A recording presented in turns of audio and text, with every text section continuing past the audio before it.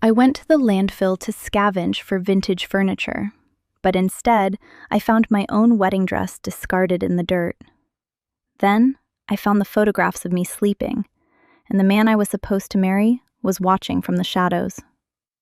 The local landfill isn't exactly where you expect to find your future, but then again, my future hadn't exactly been going according to plan. It was a Tuesday, the kind of gray, miserable afternoon where the sky seems to sag under the weight of its own gloom. I was out there scavenging, not because I'm destitute, but because I'm a restorer of vintage furniture, and there's a specific kind of graveyard thrill in finding a discarded mahogany vanity that just needs a little bit of love and a lot of elbow grease to shine again. I was waist-deep in a pile of industrial-sized black bags near the edge of the scrap metal sector when I saw it. It wasn't a vanity, it was a spill of white silk, thick and shimmering even under the layer of grime. I pulled it out, my heart hammering against my ribs like a trapped bird. It was a dress. My dress.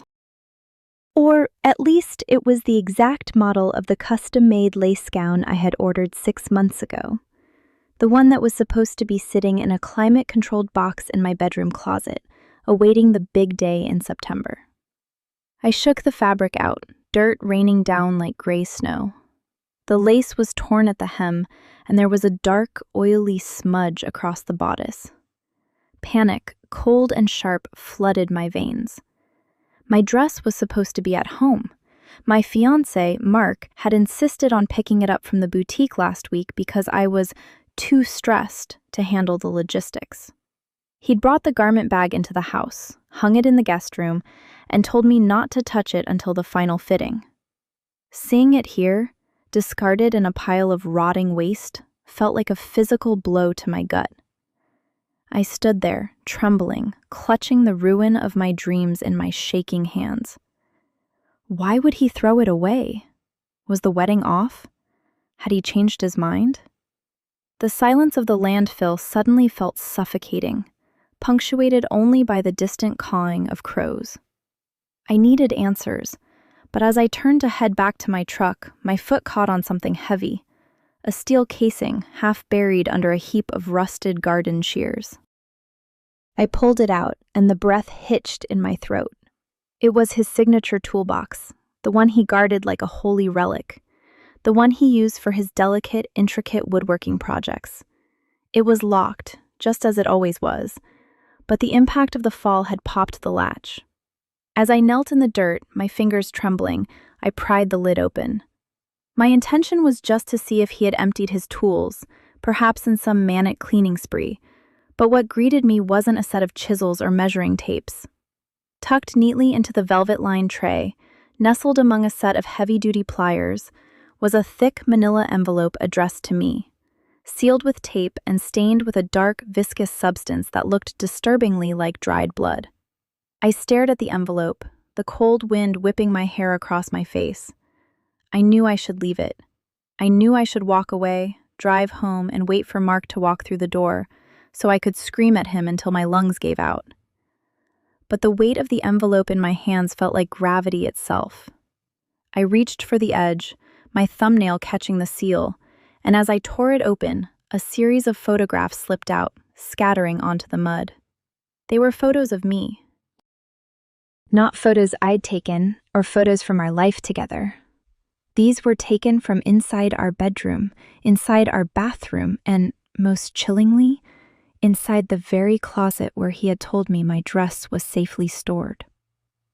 As I stared at a photo of myself sleeping, taken from the vantage point of the closet door, I heard the faint, metallic click of a vehicle door closing behind me. I turned slowly, my heart stopping dead in my chest, and saw Mark's truck idling at the entrance of the dump, its headlights cutting through the gloom like the eyes of a predator. The engine of his truck didn't roar. It purred with that deceptive, quiet precision that always made Mark seem so controlled, so calm. I scrambled to my feet, the envelope and the photos crushed against my chest, my pulse drumming a frantic rhythm in my ears. The dress lay forgotten in the mud, a pale, ghostly specter of a life that had suddenly become a crime scene. I wanted to run, to sprint toward my own car parked 50 yards away, but my legs felt like they were cast in lead. Mark stepped out of the driver's side. He wasn't wearing his usual work clothes, the dust-caked overalls and the flannel shirt he wore to the workshop. He was dressed in a crisp, dark suit, looking as if he were heading to a funeral or a board meeting. He didn't shout. He didn't run. He just stood there, hands tucked deep into his pockets, watching me with a stillness that was far more terrifying than any outburst could have been. The sun was dipping lower, turning the sky the color of a bruised plum, casting long, distorted shadows across the mounds of refuse. "I told you not to go snooping, Elena," he said, his voice carrying clearly over the wind. It wasn't angry. It was disappointed, the way a teacher speaks to a child who has broken a fragile toy. "Mark, what is this?" I shouted back, my voice cracking. I held up the photo of me sleeping, the edges crinkling under my white-knuckled grip. "Why were you taking these? Why is my dress in the trash? Why did you bring me here?" He took a slow, deliberate step toward me, his leather boots crunching on broken glass and rusted iron. "I didn't bring you here," he said softly. "You found your way here all on your own. You have such a curious heart, don't you? Always looking under stones, always digging for things that were meant to stay buried." I backed away, my heel catching on a jagged piece of metal. I stumbled, nearly falling, but caught myself on a stack of discarded tires. "I'm leaving," I said, my voice trembling with a surge of adrenaline-fueled defiance. "I'm going to the police. I'm going to show them everything." Mark stopped moving. He tilted his head, a small, sad smile playing on his lips. He reached into his suit jacket and pulled out a small metallic remote. He clicked a button, and I heard a sharp, rhythmic chirping sound, the sound of my own car alarm going off, far behind me in the lot. But the alarm stopped abruptly, replaced by a dense, heavy silence. "You aren't going to the police," he said, his tone shifting into something cold, clinical, and final. "Because you aren't leaving this place, not until you understand the design." I scanned the perimeter, desperate for an exit, but the heavy equipment, the bulldozers and the compactors, seemed to have been moved, blocking the narrow path leading to the road. I was trapped in a canyon of waste, cornered by a man I had promised to marry. My gaze darted back to his hands. He was pulling something else out of his pocket now, something that glinted in the dying light, a small, silver key. "Do you know why I made you custom furniture, Elena?" he asked, walking closer, his eyes locked on mine. "Because everything in this world is broken. Everything has a structural flaw. You just have to know where to apply the pressure to make it collapse." He reached the edge of the pile I was standing on. He wasn't looking at me. He was looking at the ground beneath my feet, at the precarious heap of scrap metal and debris I was precariously perched upon. He tapped his foot against a heavy, rusted lever, jutting out from a buried hydraulic press. "You were always so beautiful," he whispered, his eyes finally meeting mine with an expression of pure, unadulterated sorrow. "But beauty doesn't last if it isn't secured." With a sudden, violent shove of his boot, he kicked the lever down. A sickening sound of groaning metal erupted from beneath me, and the entire pile of debris beneath my feet shuddered, tilted, and began to slide. I shrieked as the ground gave way, and as I plummeted downward, I saw Mark drop the silver key into the darkness, right before the heavy steel trapdoor slammed shut above my head, plunging me into absolute, suffocating blackness. The descent was short, a jarring, bone-rattling tumble that ended with a sickening thud against a bed of damp, compacted refuse. For a heartbeat, there was only the sound of my own ragged gasps and the distant, muffled groan of the heavy steel door sealing above me. Then, silence. A silence so thick it felt like it was pressing against my eardrums, punctuated only by the drip of something viscous hitting the metal floor somewhere in the dark. I scrambled up, my hands slicing against sharp shards of glass and jagged wire. Every nerve in my body was screaming, white-hot with terror. I clawed at the air, trying to find the underside of the trap door, but my fingers met only cold, damp concrete walls that seemed to stretch upward into infinity. This wasn't just a pit, it was a structure, a hidden chamber beneath the landfill, cold and smelling of oil, rot, and the metallic tang of dried blood. "Mark!" I screamed, the sound tearing at my throat. "Mark, let me out!" There was no answer, but a faint light flickered to life above me, a small, recessed LED strip embedded in the ceiling, casting a sickly blue glow over my prison. It revealed that I wasn't alone. Along the walls were rows of glass-fronted cabinets, each one containing items from our home. A hairbrush with a few strands of my hair still tangled in the bristles. A half-finished mug of tea I'd left on the nightstand a month ago. A pair of my slippers, pristine and white. And there, in the center of the room, sat a wooden mannequin draped in the remnants of my wedding dress.